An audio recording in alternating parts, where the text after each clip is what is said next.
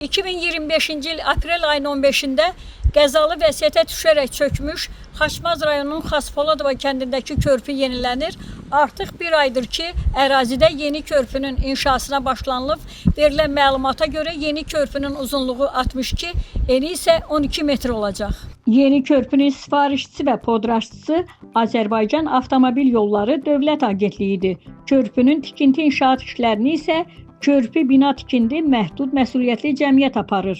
Qurumdan bildirilib ki, hazırda körpünün dayaqlarının müasir tələblərə uyğun olaraq dəmir beton sıvaylar üzərində qurulması işləri gedir. Yeni körpünün hər iki tərəfində piyada keçidinin olması da nəzərdə tutulub. Körpünün tikildiyi ərazidə olarkən yenisi istifadəyə verilənədək müvəqqəti alternativ yol çəkildiyini də müşahidə etdik. Artıq köhnə körpü sökülməmişdən öncə alternativ yolun çəkilməsi işləri görülüb. Qeyd edək ki, Qudyal çayının üzərində yerləşən Xaspoladovo körpüsü Xaçmaz şəhəri ilə rayonun 13 kəndinə gedən yolu birləşdirir. Yeni körpünün hava şəraitinə uyğun olaraq 3 ay ərzində tamamlanması planlaşdırılır.